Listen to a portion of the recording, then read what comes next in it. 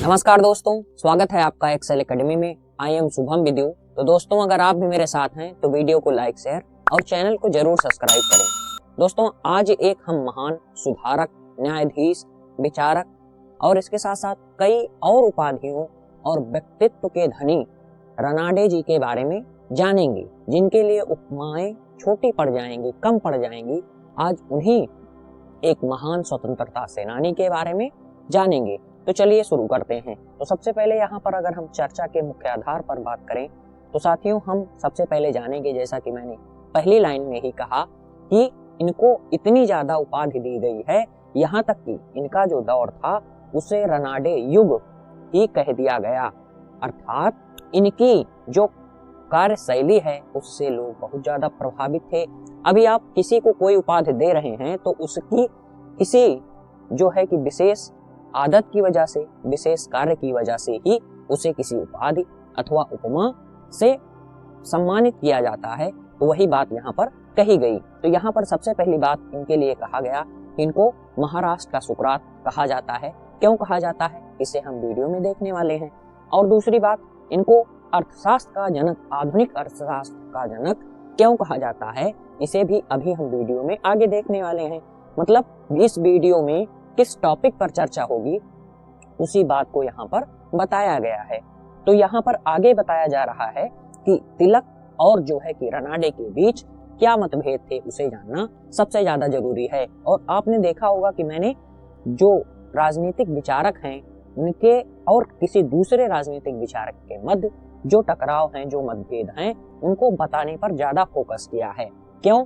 क्योंकि हम सभी व्यक्तियों की विचारधाराओं के और उनकी योजनाओं के बारे में जब तक नहीं जानेंगे तब तक हम उनके असली मतभेद को नहीं समझ पाएंगे। तो यही मेन बात है। और इसके साथ साथ अंबेडकर जी ने, जैसा कि आपने थंबनेल में देखा, कि अंबेडकर जी ने एक ब्राह्मण व्यक्ति की इतनी प्रशंसा क्यों की, किस कारण की, जबकि उन्होंने जिन्ना और जो गांधी है, महात्मा गांधी जैसे पॉपुलर लीडर, जो हमारे पॉपुलर लीडर हैं, आपने शायद महादेव गोविंद रनाडे जी का नाम अभी तक ना ही सुना हो, तो इन्होंने उनकी तुलना में इनकी तुलना काफी ज्यादा अच्छे से क्यों की, इनका मूल्यांकन काफी अच्छे से क्यों किया, इसे हम समझने की कोशिश करेंगे। तो यहाँ पर अब हम चलिए बात को अपनी शुरू करते हैं। तो यहाँ पर क्या बताया गया साथियों कि महादेव गोविंद रनाडे का जन्म जो है वो 18 जनवरी 1842 को चित्पावन ब्राह्मण परिवार में हुआ था। और जो इनका जन्म स्थल है वो निम्फाड़, महाराष्ट्र के पास पड़ता है,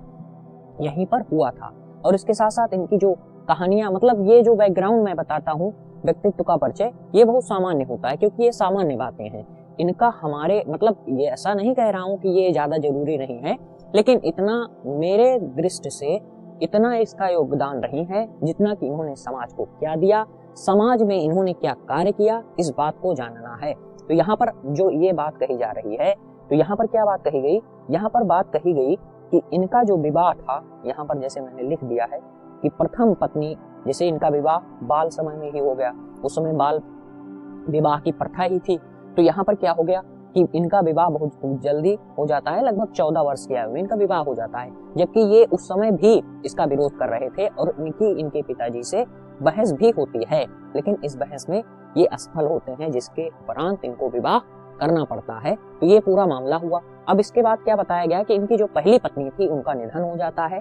तो यहाँ पर सुधाकर मित्र चाहते हैं कि वे एक विधवा स्त्री से विवाह करने और उसका उद्धार करें, लेकिन यहाँ पर बताया जाता है कि इन्होंने ऐसा नहीं किया और एक जो है कि बालिका जिनका नाम था रामाबाई रनाडे, उनसे विवाह किया और इनको काफी ज्यादा शिक्षा भी दी। जैसे ज्योतिबा फूले और सावित्रीबाई फूले की कहानी मैंने आपको बताई थी, वही कहानी एक तरीके से इनकी भी है। और जिस तरीके से सावित्रीबाई फूले ने काम किया, उनकी योजनाओं को आगे बढ़ाया, वैसा काम रामाबाई रनाडे ने भी किया। इनकी जो संस्थाएं थी, इनकी जो विचारधाराएं थी, इनको आगे बढ़ाने का काम रामाबाई रनाडे ने किया। तो यहाँ तक का मामला हम समझ लेते हैं। अब इसके बाद जो सबसे महत्वपूर्ण है उल्लेखनीय कार्य, इन्होंने क्या क्या कार्य किया, यही वह कार्य है जिसकी वजह से इनको क्या कहा जाता है, महाराष्ट्र का सुकरात कहा जाता है।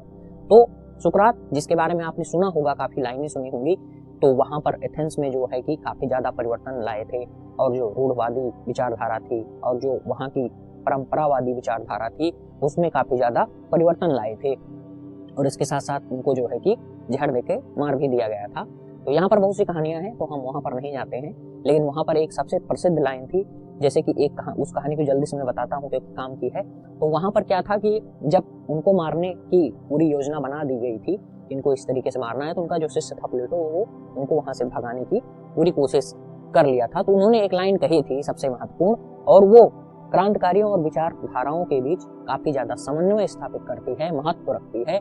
वह यही है कि अगर मैं जीवित रहूंगा तो मेरे विचारधारा जो है, मेरे सिद्धांत जो हैं वो मर जाएंगे, लेकिन अगर मैं मर जाऊंगा तो मेरे सिद्धांत और विचारधाराएं जीवित रहेंगी। तो आज हमारे और आपके बीच ना तो बाबा साहेब अम्बेडकर है, ना तो गांधी जी है, ना तो सुभाष चंद्र बोस है, ना और जो स्वतंत्रता सेनानी थे वो हैं, या फिर रनाडे जी ही नहीं है, लेकिन उनकी विचारधाराएं, उनके सिद्धांत, उनके कार्य आज हमारे और आपके बीच मौजूद हैं और यही सबसे महत्वपूर्ण है। तो यहाँ पर क्या कहा गया कि इन्होंने, यहाँ पर अब मैं इसको बताता हूँ, तो इनके जो उल्लेखनीय कार्य हैं, विधवा पुनर्विवाह पर इन्होंने काफी ज्यादा काम किया। इसके साथ साथ स्त्री शिक्षा पर बहुत ज्यादा बल दिया, बाल विवाह को रोकने का बहुत प्रयास किया। विधवा जो मुंडन है, जैसे कोई स्त्री जिसका पति मर गया हो तो उसका जो है कि क्या कर दिया जाता था, उसका सिर पूरा जो है मतलब मुंडन कर दिया जाता है, बाल जो उतार दिया जाता था, ठीक, तो वही है। तो इसको इन्होंने रोकने का प्रयास किया। इसके साथ साथ अभी किसी स्त्री की शादी हो रही है तो काफी ज्यादा खर्चा होता है वहां पर। अगर आज भी आप देख रहे हैं तो जैसे कोई मान लीजिए जो तो अपना धनी है वो तो खूब जोर लगा के अपना खर्च कर रहे हैं, इतने करोड़ में शादी हुई, ये हुआ वो हुआ, इतने लोग आए, लेकिन अभी जो निर्धन टाइप के हैं, जो है कि काफी ज्यादा बधुआ मजदूरी कर रहे हैं या फिर कम आय में अपना जीवन यापन कर रहे हैं, उनके लिए तो ये सोचना पड़ता है कि भाई बेटी की शादी करना है या फिर पुत्र की ही शादी करना है तो कहाँ से ये सामान जुटाया जाएगा, इतने लोगों को भोजन कहाँ से लाया जाएगा, जो बारात आ रही है उसके लिए व्यवस्था करनी पड़ेगी। तो ये सब तमाम बातें हैं। तो यही बात इन्होंने कहा कि जो भारी भरकम खर्चा का होता है, भारी व्यय होता है, उसे रोकने का प्रयास किया। जैसे कि ये होता है कि यहाँ पर गए थे, कोई व्यवस्था नहीं थी, ये नहीं था, वो नहीं था, तो इन मानसिकताओं से बाहर निकालना बहुत ज्यादा आवश्यक है। वही बात इन्होंने की। तो यहाँ तक का मामला हम समझ लिए। और इसके साथ साथ एक महत्वपूर्ण जो कुप्रथा टाइप के कह सकते हैं कि जैसे इसका उदाहरण मैं देता हूँ जल्दी से। तो रामानुजन क्या किए थे, यूरोप यात्रा पर गए थे। तो वहां पर क्या विचारधारा थी कि जो समुद्र पार यात्रा करता है उसकी अकाल मृत्यु हो जाती है, देखो ये जो है कि इनकी मृत्यु हो गई, ये वो। तो यही बात यहाँ पर कही जाती है। तो एक व्यक्ति उनके साथ और थे, उन्होंने कहा कि मैंने भी जो है कि इनके साथ समुद्र यात्रा की, मेरे ऊपर कौन सा पहाड़ टूट पड़ा। तो वही बात है। तो ये क्या इन्होंने क्या कहा कि जैसे कोई समुद्र पार यात्रा करता है तो उसके ऊपर जाति का प्रतिबंध लगा दिया जाता था, उसका भी विरोध इन्होंने किया। तो ऐसी बहुत सी मान्यताएं और परंपराएं उस समय ज्यादा व्याप्त थी, आज के दौर में उतना ज्यादा नहीं है। तो यहाँ तक का पूरा मामला हम समझ लिए और मैंने इसको जोड़ के आपको बता दिया जिससे कि कनेक्टिविटी बन जाए और एक उदाहरण भी आपके दिमाग में बना रहे। अब इसके साथ साथ इनकी जो, और हाँ, यही जो प्रमुख कार्य थे, इन्हीं की वजह से इनको महाराष्ट्र का सुकरात कहा गया। अब जो आर्थिक वाला है, तो इन्होंने क्या किया था कि अंग्रेजों से इस बात का आग्रह किया था यहाँ औद्योगिकरण किया जाए। यहाँ पर भारत में औद्योगिकरण को लेकर ये काफी ज्यादा उत्सुक थे और अग्रसर थे और इन्होंने अंग्रेजों से इस बात का आग्रह भी किया था कि यहाँ पर औद्योगिकरण किया जाए, जिसके चलते इनको आर्थिक जो मौजूदा समय पर आधुनिक अर्थशास्त्र का जनक मतलब प्रणेता उसको लाने वाले कहा जाता है। तो यहाँ तक का मामला हम समझ लिए। अब इसके साथ साथ इनकी जो राजनीतिक प्रक्रिया है उसको अगर हम समझने की कोशिश करें तो यहाँ पर भी लाइन है कि इन्होंने पुणे सार्वजनिक सभा की स्थापना की थी। इसका क्या उद्देश्य था, पहले इसके दो बातें मैं बताता हूँ। इसकी पहली बात क्या है, पहली बात यह है कि ये मध्यस्थ का कार्य करती थी। मध्यस्थ का मतलब जैसे कि जो किसान लोग हो गए, आम जन हो गए, और बीच में कौन से लोग, यही लोग जो इससे जुड़े हैं। यहाँ पर करीब 600 लोगों की मतलब भीड़ बताई जाती है, एग्जैक्ट आंकड़ा हमको पता नहीं है। और यहाँ पर क्या था कि ये जो आमजन थे और ये ब्रिटिश सरकार, तो इसकी जो आमजन की मांग है, इसकी मांग को यहाँ तक पहुंचाने के लिए यही लोग कार्य करते थे। और यही बात कही गई इसके लिए, किसके, पुणे सार्वजनिक सभा, जिसकी प्रथम बैठक जो है कि महाराष्ट्र में हुई थी। इसके लिए क्या कहा गया, इसके लिए कहा गया कि यह कांग्रेस के लिए एक पृष्ठभूमि का कार्य की थी। तो यहाँ तक का मामला हम समझ लिए। और यहाँ पर क्या बताया गया, इसके अतिरिक्त यहाँ पर बताया गया कि पुणे सार्वजनिक सभा की स्थापना की, इसके साथ साथ प्रार्थना सभा की स्थापना की। यहाँ पर भी बहुत से जो लोग थे, लेकिन इनका नाम सबसे ऊपर आता है। तो यहाँ पर इसके बाद एक जो प्रमुख बात है कि भारतीय राष्ट्रीय कांग्रेस की स्थापना में भी इनका महत्वपूर्ण योगदान था। तो यहाँ तक का पूरा मामला हम देख लिए। अब इसके साथ साथ जो अगला महत्वपूर्ण टॉपिक है वो क्या है, तिलक वर्सेस रनाडे।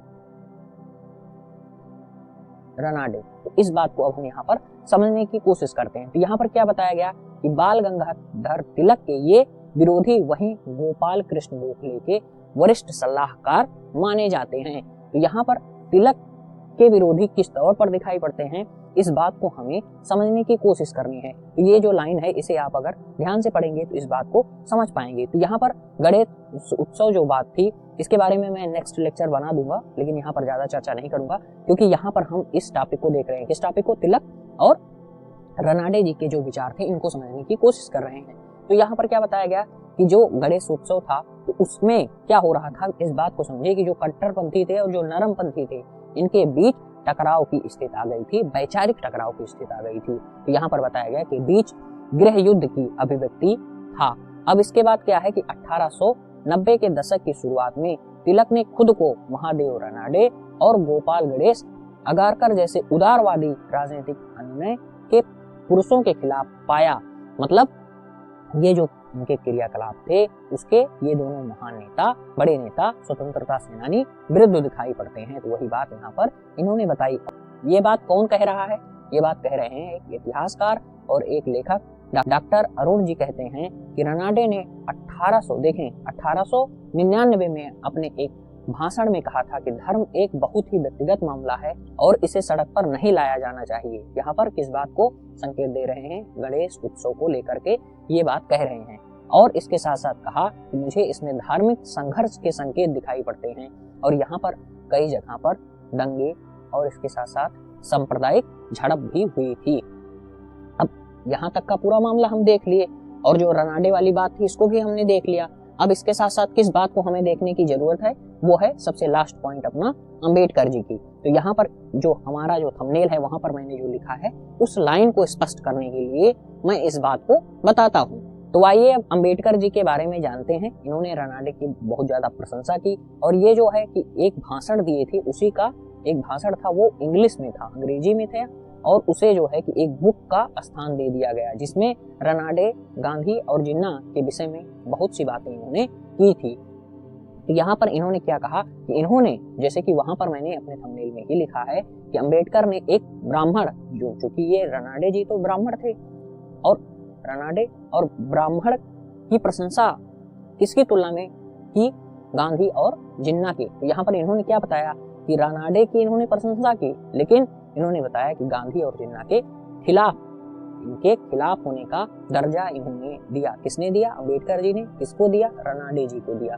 ठीक, तो यहाँ पर आप इस बात से इस बात को समझ सकते हैं कि जैसे बहुत से लोग आरोप क्या लगाते हैं, अब उनके आरोप के बहुत से तर्क हो सकते हैं, वो अपना जो है किसी भी तरीके से बातों को घुमा के बता सकते हैं। जैसे कि बताया जाता है कि जो अंबेडकर साहब हैं वो तो दलित के नेता हैं, उनको जो है कि वो ब्राह्मण विरोधी हैं, ये है वो है, तो ऐसी बहुत सी बातें बताई जाती हैं। तो आपके पास ये तर्क भी होना चाहिए कि नहीं, उनका जो मुख्य आधार था वह जो शोषणकारी नीति थी उसके विरुद्ध थे। और इसके साथ साथ बहुत सी और बातें हैं जिसे हम अंबेडकर जी के वीडियो में देखेंगे। तो यहाँ पर पूरी बात अगर आप जाने रहेंगे तभी आपके लिए सबसे ज्यादा उपयुक्त होगा। तो यहाँ पर क्या हुआ, एक ब्राह्मण व्यक्ति हैं, लेकिन वे क्या हैं कि सामाजिक सुधार के लिए काफी ज्यादा कार्य हैं, काफी ज्यादा प्रयासरत हैं, सामाजिक सुधार में काफी परिवर्तन ला रहे हैं, जैसे कि विधवा पुनर्विवाह, इन्हीं सब जो सामाजिक कुरीतियां हैं, इनसे जो सामाजिक जो कुप्रथाएं हैं, कुप्रथा हैं, इनके विरुद्ध कौन थे? इनके विरुद्ध स्वयं अंबेडकर जी भी थे।